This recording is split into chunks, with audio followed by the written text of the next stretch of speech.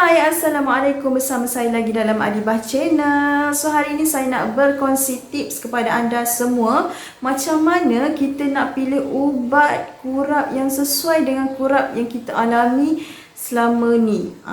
Kalau nak tahu, tengok sampai habis, like dan subscribe channel saya, okey?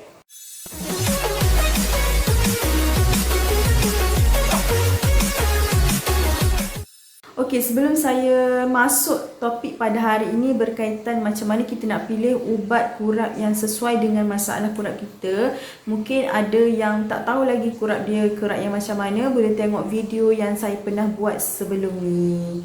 Samping itu juga saya nak ucapkan salam takziah kepada semua keluarga masa yang berlaku baru-baru ni berkaitan dengan kapal terbang Indonesia yang terhempas. Salam takziah saya ucapkan kepada keluarga mangsa dan semoga tabah menghadapi ujian daripada Tuhan, dan sedekahkanlah Al-Fatihah kepada mangsa-mangsa yang Muslim. Okey, jadi hari ni saya nak berkongsi tips kepada anda semua macam mana kita nak pilih ubat kurap yang sesuai dengan masalah kurap yang kita ada hari ni. Okey, jadi saya nak bagi 3 tips je kepada korang. Okey, satu tip pertama adalah kita beritahu macam mana kurap kita. Macam mana kurap kita berlaku. Dekat kawasan mana? Gatal ke tak? Bengkak ke?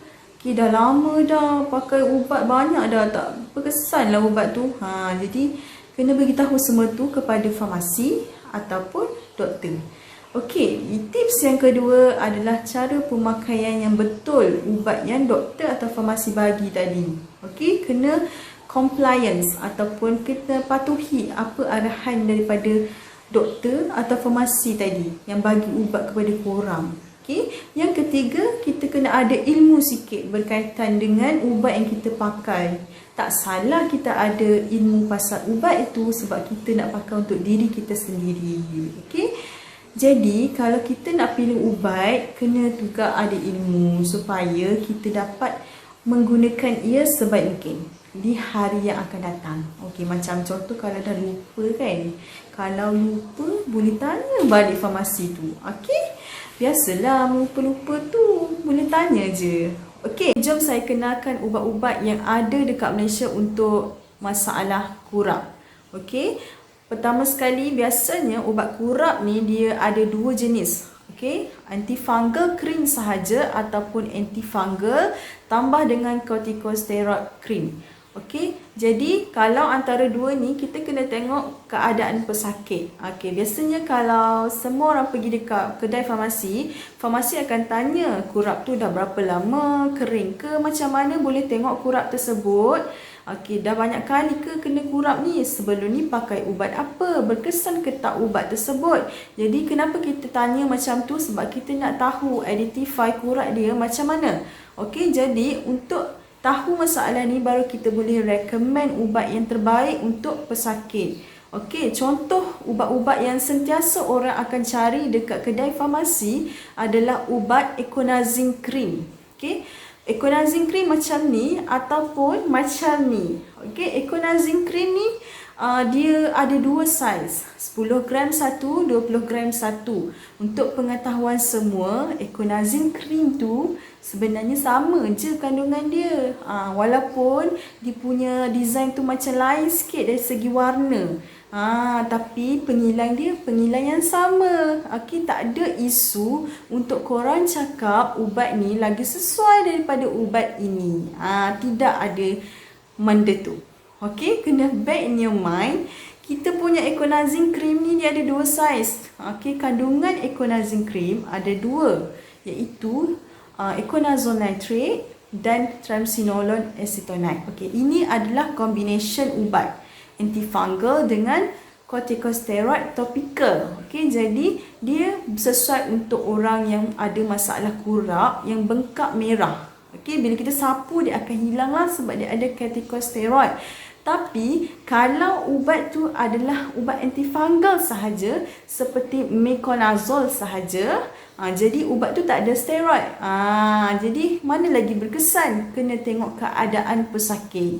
Okey, berbalik juga kepada Econazine Cream tadi. Okey, kalau kita bagi kepada pesakit ataupun pelanggan ubat Econazine Cream tadi, kita kena ajar macam mana nak pakai ubat tersebut supaya kesan dia paling maksimum, supaya berkesan dan kurap tu tak ada hilang.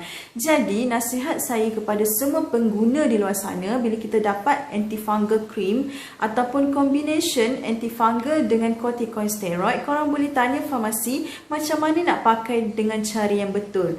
Okey, kalau contoh bagi saya, kalau anda dapat Econazine Cream, korang kena ingat sapu Econazine Cream ni 2 atau 3 kali sehari untuk selama 14 hari berturut-turut. Apa maksud 14 hari berturut-turut?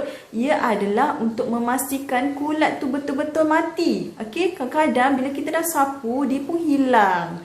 Lepas tu kita dah tak sapu dah, tiba-tiba dia timbul lagi sekali. Tempat yang sama, gatal dan sakit hati dekat situ juga. Okey, sebab apa? Kulat tadi belum mati betul-betul, kita dah berhenti pakai ubat. Okey, jadi kalau kita dapat ubat kurap, pastikan korang pakai untuk 14 hari berturut-turut, walaupun dah hilang, sapu juga sampai 14 hari.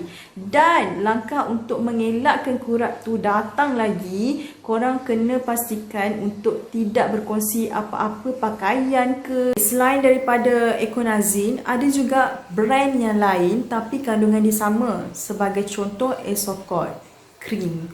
Okey, Esocort Cream pun mengandungi 2 kandungan yang sama macam Econazine, iaitu Econazole nitrate dengan triamcinolone acetonide. Okey, jadi fungsi dia samalah macam Econazine, cara pakai pun sama. Jadi, kalau anda kata anda pergi ke farmasi, tiba-tiba Econazine Cream out of stock, tak ada stok. Jadi, kita sebagai farmasis, kita recommend brand lain. Okey? Tapi kandungan dia sama. So, fungsi dia sama saja. Okey? Okey, seterusnya selain daripada Econazole, kita juga ada antifungal yang lain. Sebagai contoh, Miconazole Cream, Clotrimazole Cream, kita ada Ketoconazole, kita ada Terbinafine, kita ada Itraconazole. Semua yang zol tu sebenarnya ubat antifungal, tapi Terbinafine tu bukan ada zol, tapi dia untuk antifungal juga.